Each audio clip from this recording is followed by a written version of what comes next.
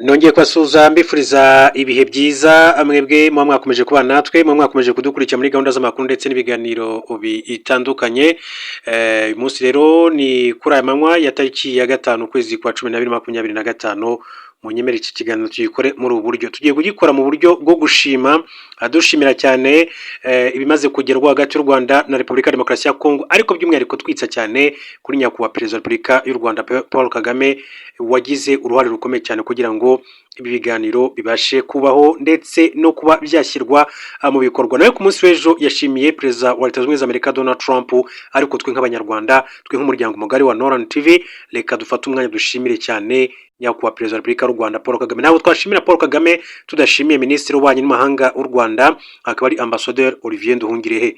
Olivier Nduhungirehe yakoze akazi gatoroshye, yagiye ahura kenshi cyane na Therese Kayikwama Wagner, uyu ni Minisitiri w'Ububanyi n'Amahanga wa Repubulika ya Demokarasi ya Kongo, baganira ku ngingo zitandukanye zigamije kurebera hamwe uko mu by'ukuri amahoro yaboneka mu karere k'ibiyaga bigari hagati y'u Rwanda n'iki gihugu gituranye cya Repubulika Iharanira Demokarasi ya Kongo.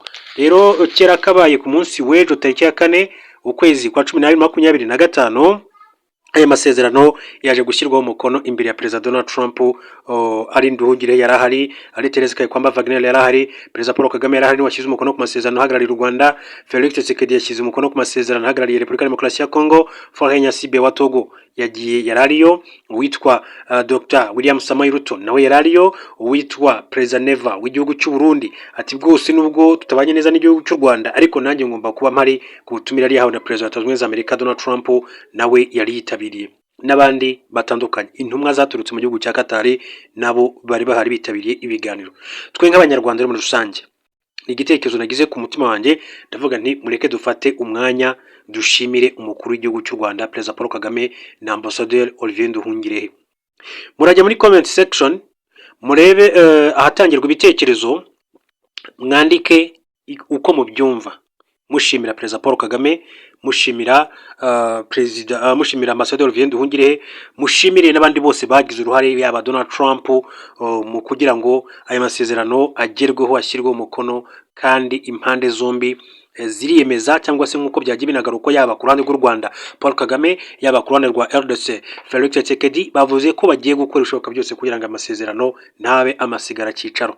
Ati aya masezerano mu by'ukuri ni amasezerano yaciye mu nzira zitoroshye, ariko n'amasezerano tugiye gukora ibishoboka byose kugira ngo twubahirize ibyakubiyemo ingingo ku yindi, kugeza ubwo amahoro agomba kuboneka mu burasirazuba bwa Kongo, hagati y'u Rwanda n'igihugu cya Kongo, ndetse n'akarere k'ibiyaga bigari muri rusange. Kuko navuga ko umutekano muke mu burasirazuba bwa Kongo wagize ingaruka ku Rwanda, ugira ingaruka kuri Kongo.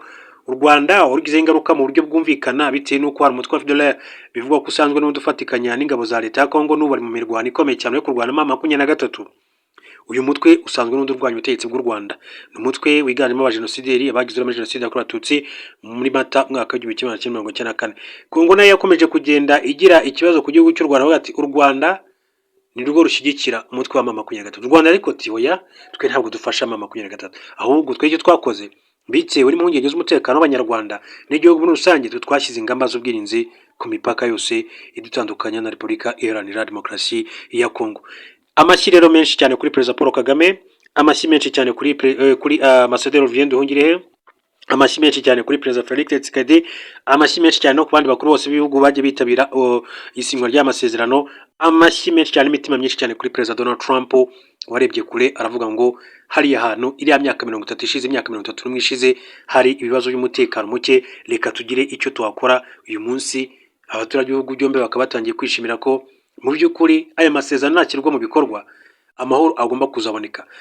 Ni imirwano imaze igihe kitari gito, abantu barenga miliyoni 10 bamaze gupfira muri imirwano yo mu burasirazuba bwa Repubulika ya Demokarasi ya Kongo. Kuba rero aya masezerano yashyizweho umukono ni ikintu gikomeye. Ushobora kubyumva nk'ibintu byoroshye ukavuga ati wenda jewe se ko ndi mu Rwanda, ndi mu bice birimo amahoro n'ibiki byose, ariko ndagira ngo mbwire ko ari ikintu gikomeye cyane mu gihe aya masezerano yatangira kubahirizwa, agashyirwa mu bikorwa. Kuko murabizi impunzi nyinshi cyane z'abanyekongo ziri mu gihugu cy'u Rwanda, cyangwa se zageze zungira mu bihugu bitandukanye, bahunga kwera iki?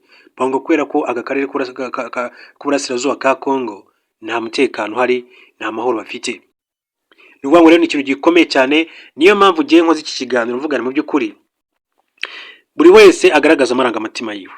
buri wese agaragaza amarangamutima ye, ashimire cyane Paul Kagame, Olivier Nduhungire n'undi wese yifuza. Iki kiganiro ni icyo gushima mu by'ukuri, kuko burya amahoro ni ikintu gikomeye mu buzima bwa muntu, ni ikintu gikomeye ku bihugu bituye isi dutuye, sibyo? Kuko udafite amahoro burya nta kintu na kimwe ubasha kugeraho. Mureke rero rwose mwisanzure, mushimire Kagame, mushimire Nduhungire, cyane cyane ku banyarwanda, ubwo n'abandi mwese mudukurikiye muri hanze y'u Rwanda, muri Congo, mu Burundi, namwe mufite uko muraza kugenda mushima. Mujye muri comment section rwose mbahaye ikaze, mwandika ibitekerezo byanyu, mushyire imitima myinshi cyane, mushimire uwo mwifuza gushimira, mubona yagize uruhare rukomeye cyane kugira ngo amasezerano abashe kuba yagerwaho. Hanyuma wenda tunagarutse no kuri amasezerano yose muri rusange, tunarebera hamwe n'ibindi byagiye bivugwa. Aya ni amasezerano y'amahoro yasinyiwe ku munsi w'ejo i Washington DC muri Leta Zunze Ubumwe za Amerika, n'umurwa mukuru w'igihugu cya Amerika, kimwe mu bihugu by'ibihangange. N'amasezerano hagati y'u Rwanda na Repubulika Demokarasi ya Kongo aramaze igihe kinini cyane aganirwaho, yashyizweho rero umukono ku munsi w'ejo mu muhango wabereye i Washington DC imbere y'abakuru b'ibihugu bya Afurika bitandukanye. Ku isaha y'isa 2:55 z'ijoro ku isaha mu Rwanda, nibwo Trump yabwiye abakuru b'ibihugu bombi ati noneho twashyira umukono ku masezerano nyuma y'ibiganiro n'imibwirwaruhame zagarutse ku rugendo rwo gukemura amakimbirane no kwiyemeza kuzashyira mu bikorwa ibiyakubiyemo. Mbere y'isinywa ry'aya masezerano, Trump yakiriye muri Oval Office mugenzi we w'u Rwanda Paul Kagame, bagirana ibiganiro byamaze iminota mike bigaruka ku masezerano y'amahoro hagati y'u Rwanda na RDC agomba gusinyirwa i Washington DC. N'ibiganiro byatangiye ahagana ku isaha ya saa 12 z'umugoroba ku isaha ya Kigali, nyuma ya Kagame. Felix Tshisekedi nibwo yakiriwe. Muri icyo gihe rero ibiro by'umukuru w'igihugu Village Urugwiro byatangaje ko amasezerano agizwe n'ibyiciro bigera kuri 3, harimo amahame shingiro ajyanye n'amasezerano y'amahoro, amasezerano y'amahoro n'amahame y'ubufatanye bw'akarere mu bukungu no kwihuza. Abakuru b'ibihugu byombi bagiranye kandi ibiganiro na Trump bari kumwe, birangiye buri umwe rero ukwe yerekeza aho amasezerano yasinyiwe muri US Institute of Peace, ni ikigo cya Leta Zunze Ubumwe za Amerika giharanira amahoro. Kuwa gatatu nibwo cyahinduriwe izina cyitirirwa Donald J. Trump mu guha agaciro uruhare rwe mu guhagarika intambara zimaze iminsi ku isi. Trump yayivuzeho byinshi, avuga ko kuba ariho amasezerano yasinyiwe bifite ikindi gisobanuro gikomeye cyane. Ati turi kumwe hano ku nshuro ya mbere muri inyubako nziza nshya. Ati sinshaka kubabwira ikiguzi cyayo kuko ni menshi, ntabwo hano bubaka ibya make. Uyu muhango wari witabiriwe n'abakuru b'ibihugu barimo Uwangola Joao Lourenço, William Ruto wa Kenya, Evariste Ndayishimiye w'u Burundi, umuyobozi wa komisiyo y'umuryango wa Afurika yunze ubumwe Mahamudu Ali Yusuf, Uhuru Kenyatta wayohoze ayobora igihugu cya Kenya, Olusegun Obasanjo w'igihugu cya Nigeria, hari kandi na Vice President wa Uganda Jessica Alupo. Bwana Trump yavuze ko ari umunsi udasanzwe kuri Afurika no ku bihugu by'u Rwanda na RDC. Yashimangiye ko yagiranye ibiganiro byiza n'abakuru b'ibihugu byombi. Ati ni umunsi mwiza kuri Afurika, ni umunsi mwiza ku isi yose muri rusange no kuri ibi bihugu byombi, u Rwanda na RDC. Uyu munsi twiyemeje guhagarika ibinyacumi by'imyaka y'ubugizi bwa nabi no kumena amaraso no gutangira umwaka mushya wituze n'ubufatanye hagati y'u Rwanda na RDC. Yakomeje ashimira Perezida Paul Kagame na Felix Tshisekedi kubw'ubushake bwabo mu kugira ngo aya masezerano agerweho. Ati ndashaka gushimira aba bayobozi babiri b'abanyamurava, mu by'ukuri n'abanyamurava n'abantu badasanzwe. Perezida Kagame wa RDC na Tshisekedi wa RDC na Kagame w'u Rwanda ni abantu beza. Mu ijambo rye yageze aho atebya, avuga ko yaganira n'abakuru b'ibihugu byombi w'u Rwanda n'uwa RDC ko ari abantu bakundana, nubwo ngo abantu benshi bashobora kugorwa no kubyemera. Perezida Kagame niwe rero wahawe ijambo akurikiye Trump. Yatangiye ashimira abakuru b'ibihugu bitabiriye uyu muhango, avuga ko bigaragaza uru rugendo rwashyigikiwe n'abantu batandukanye kugira ngo rube rugeze aho ngaho aho rwageze. Ati by'umwihariko rero ndashimira Perezida Donald Trump. Nta muntu wasabye Trump gufata izi nshingano, akarere kacu ntikari mu kuvugwaho cyane, ariko ubwo yabonaga amahirwe yo gutanga umusanzu ku mahoro yahise ayafata. Aya makimbirane amaze imyaka 30 twabonye ubuhuza butagira ingano, ariko nta na bumwe bwabashije gukemura ibi bibazo. Perezida Kagame yavuze ko Trump yazanye uburyo bushya kandi butanga umusaruro, bwatumye rero haterwa intambwe, kandi ko atigeze afata uruhande, ahubwo ati yatuyoboye mu rugendo rugana ahazaza aho kureba ahashize. Perezida Kagame yavuze ko umuhate wa Trump wajyanye n'ubushake bw'itsinda rye ririmo Marco Rubio umunyamabanga wa leta ushinzwe ububanyi n'amahanga hamwe n'intumwa yihariye ya Trump muri Afurika Masad Boulos. Ati umusaruro wavuyemo rero nuko dufite inzira iharuye neza kurusha izindi twagize. Aya masezerano atanga byose bikenewe mu gukemura amakimbirane rimwe na rizima. Yavuze ko mu gihe ibintu bitagenda nk'uko byagenwe, inshingano ntabwo zizaba ziri kuri Perezida Trump ahubwo kuri twe. Asaba ibihugu bya Afurika gukorana kugira ngo rero amahoro agere kuri bose. Yijeje ko u Rwanda rutazigera runengwa kutubahiriza amasezerano. Ati u Rwanda ndabizi ntabwo ruzagaragaza intege nke, ibyo ndabibizeza. Inshingano yacu yahoze kandi nuko igihugu cyacu kigira amahoro n'ituze nyuma yo kunyura mu byago bikomeye. Perezida w'u Burundi Evariste Ndayishimiye we yavuze ko uyu munsi utanga icyizere ku baturage bo mu karere k'Uburasirazuba. Yashimye abagize uruhare muri amasezerano, asaba Imana gukomeza kuyobora abantu bose bazagira uruhare mu kuyashyira mu bikorwa. Ati niyo mpamvu rero mbasabye mwese gutanga umusanzu wanyu mu gushyira mu bikorwa amasezerano. Perezida William Samoei Ruto wa Kenya yavuze ko tuzakora ibishoboka byose kugira ngo amasezerano agerweho. Anasaba Trump kugira uruhare mu gukemura amakimbirane akomeje muri Sudan. Mu bandi bari bitabiriye umuhango harimo Perezida wa FIFA Gianni Infantino ndetse muri umupira w'amaguru ku rwego rw'isi muri rusange. Trump ati ni abanyabwenge nyamara ati kandi barakundana. Uyu ni Trump yavugaga rero kuri Perezida Paul Kagame na Felix Tshisekedi uko yababonye. Perezida wa Leta Zunze Ubumwe za Amerika Donald Trump yavuze ko ikiganiro yagiranye na Perezida Paul Kagame ndetse na Felix Tshisekedi cyamweretse ko abakuru bombi ari abanyabwenge kandi bakundana. Yabigarutseho mu ijambo yavuze mu muhango wo gushyira umukono ku masezerano y'amahoro hagati y'u Rwanda na RDC yitezweho kurangiza ikibazo cy'umutekano muke kimaze imyaka irenga 30 mu karere. Umuhango wo gushyira umukono ku masezerano y'amahoro hagati y'u Rwanda na RDC wabaye kuri wa kane, witabiriwe na Perezida Paul Kagame na mugenzi wa RDC Felix Tshisekedi uyoborwa na Perezida Trump. Witabiriye kandi n'abandi bakuru b'ibihugu byo muri Afurika barimo Evariste Ndayishimiye w'u Burundi, William Ruto wa Kenya, wa Angola Joao Lourenço ndetse na Vice President wa Uganda Jessica Alupo. Uyu muhango wabereye muri US Institute of Peace, yari yahinduriwe izina yitwa Donald Junior Trump Institute of Peace. Perezida Kagame Trump yavuze ko isinywa ry'amasezerano ari umunsi udasanzwe kuko bivuze kurangiza intambara imaze imyaka myinshi. Ati ni umunsi udasanzwe kuri Afurika, ni umunsi udasanzwe ku isi no kuri ibi bihugu bibiri. U Rwanda na RDC bafite byinshi byo kwishimira. Twaje muri US Institute of Peace ku bw'aya masezerano y'amateka azatuma intambara imaze igihe kinini cyane kurenza izindi ahari hose ku isi, aho abarenga miliyoni 10 bishwe ihagarara. Uyu munsi twiyemeje kandi guhagarika ibinyacumi by'imyaka y'ubugizi bwa nabi no kumena amaraso no gutangira umwaka mushya w'ituze bufatanya hagati y'u Rwanda na Repubulika Iharanira Demokarasi ya Kongo. Yakomeje ashimira Perezida Kagame na Felix Tshisekedi kubw'ubushake bwabo mu kugira ngo aya masezerano agerweho. Ati ndashaka gushimira abakuru b'ibihugu bombi b'abanyamurava, mu by'ukuri n'abanyamurava n'abantu badasanzwe. Perezida Tshisekedi wa RDC, Perezida Kagame w'u Rwanda n'abantu beza. Mbere y'umuhango wo gushyira umukono kuri amasezerano, Perezida Kagame na Perezida Felix Tshisekedi babanje kuganira na Trump muri White House. Trump yavuze ko kandi Tshisekedi na Kagame babanje kuganira inyuma y'amarido mu biro bye bizwi nka Oval Office. Uyu mukuru w'igihugu yakomeje agaragaza ko ubutegetsi bwe bubashije gukora ibyo abandi bananiwe. Ati uyu munsi turi gutsinda aho abandi benshi cyane batsinzwe. Iyi ibaye intambwe ya 8 turangije mu gihe kitageze ku mwaka. Turi kuvuga imyaka 30 y'intambara n'imfu zirenga miliyoni 10. Yavuze ko bimwe mu by'ingenzi amasezerano azafasha harimo guhagarika imirwano, kwambura intwaro abarwanyi batari aba leta, gucyura impunzi, gutanga ubutabera ndetse no kuryoza abagize uruhare mu bikorwa byibasiye inyokomuntu. Yashimangiye ko ikiganiro yagiranye na Perezida Paul Kagame ndetse na Perezida Felix Tshisekedi cyamweretse ko aba bakuru b'ibihugu byombi ari abanyabwenge kandi bakundana. Ati u Rwanda na RDC byemeye kurushaho gufatanya mu by'ubukungu aho kurwana. Aba bagabo babiri ni abanyabwenge bazabikora. Nekereza kandi ko bakundana. Namaranye umwanya nabo, abantu bamwe bashobora gutungurwa ariko ntekereza ko bakundana. Bamaze umwanya munini cyane bicana ariko ntekereza ko ubu bagomba kumara umwanya munini cyane bahoberana, bafatana mu biganza ndetse babyaza umusaruro amahirwe Amerika ifite mu by'ubukungu nk'uko yagiye bigarukaho.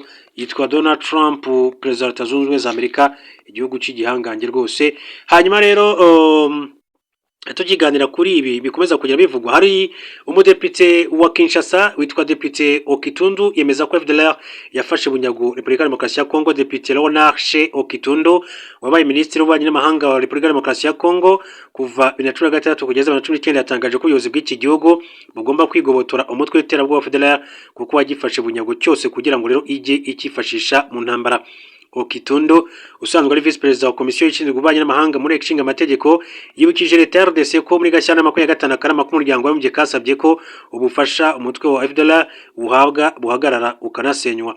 Mu kiganiro n'umunyamakuru wa Radio France Internationale Okitundu yabajijwe impamvu leta ya RDC igiye kumara umwaka itubahiriza uyu mwanzuro, asubiza ko ubuyobozi bw'igihugu cyabo butumva ko ari ibintu bugomba gukora.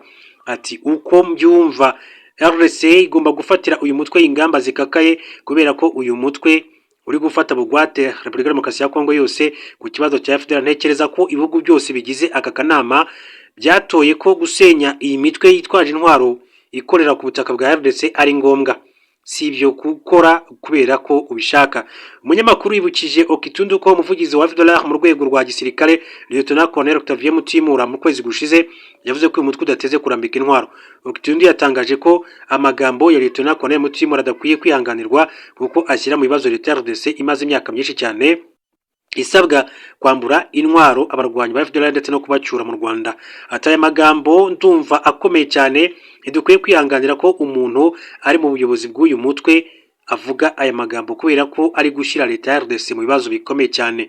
Uyu munyapolitike yasabye ko mu ngamba zikomeye leta ya RDC igomba gufata harimo guca ku butaka bw'iki gihugu abantu bose bari mu mitwe yitwaje intwaro nka FDLR. Mwabaye minisitiri w'ububanyi n'amahanga wazengurutse amahanga aganira ku kibazo cy'umutekano muke muri Burasirazuba bwa RDC ibajwe niba hari imbogamizi ubutegetsi bw'igihugu cyabo bwagize zatumye badasenya uyu mutwe, asubiza ko ntazo. Okitundu yayisubije ati uko mbyumva nta mbogamizi zikomeye zabayemo, niyo mpamvu mvuga ngo leta ya RDC itagomba kwigaragaza mu buryo niyo bwaba buto bwatuma ikekwa gukora na FDLR. Ku itariki ya 5 Ukuboza 2025 Perezida Paul Kagame na Felix Tshisekedi bashyize umukono ku masezerano y'amahoro n'ubufatanye mu by'ubukungu n'u Rwanda na RDC mu muhango wabereye muri Leta Zunze Ubumwe za Amerika.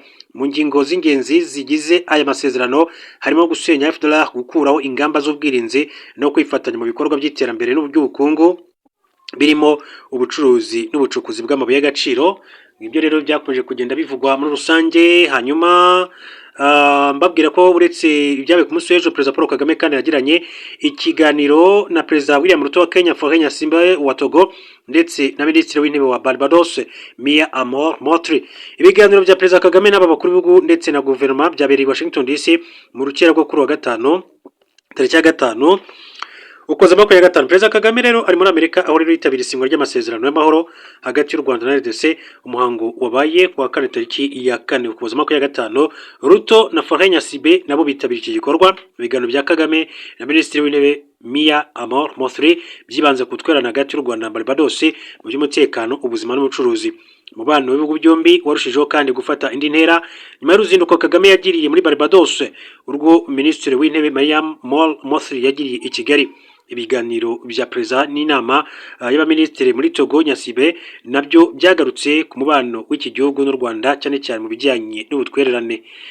Reka rero aya makuru yacu tuyasoreze kuri iyi nkuru. Mbabwire ko mu gitondo cyo kuri wa gatanu Ukuboza 2025 ihuriro ry'ingabo za Repubulika Demokarasi ya Kongo yagabye ibitero bikomeye cyane ku bice bigenzurwa na AFC 23 mu ntara ya Kivu y'Amajyepfo. Izi ngabo zirimo iza RDC z'Urundi Wazalendo ziri kurasa ibisasu biremereye cyane muri centre ya Katogota iri muri teritwari ya Uvira na Kamanyora muri teritwari ya Walongo. Mu gusubiza AFC 23 nayo iri kurasa muri groupement ya Itala Rovungi muri teritwari ya Uvira igenzurwa n'ihuriro ry'ingabo za leta ya RDC. Ihuriro ry'ingabo za leta ya RDC yarashe ku musozi wa Ngomo uri hakurya ya centre ya Kamanyora hazamuka umwotsi mwinshi cyane w'umukara. Amakuru aturuka muri ako gace yemeza ko umunara wa Vodacom ari wo warashwe. Kuva tariki ya 2 Ukuboza mu bice byo mu majyaruguru ya Uvira biri mu kibaya cya Rusizi n'ibyo Walungu hari kubirwa rikomeye cyane, hari kwifashishwa kandi imbunda ziremereye zirasakure. Hari amakuru avuga ko mu rukerera rwo ku itariki ya 5 Ukuboza umutwe kabuhariwe w'abarwanyi ba FCM 23 wateye ikigo cy'ingabo z'u Burundi zicamo abasirikare benshi, abandi barundi benshi bafatwa miri. Tariki ya 5 Ukuboza abarwanyi benshi cyane ba FCM 23 bagaragaye mu bwato bunini berekeza Bukavu baturutse Igoma bagiye kwifatanya bagenzi babo ku rugamba. Reka mbashimire mbifurize gukomeza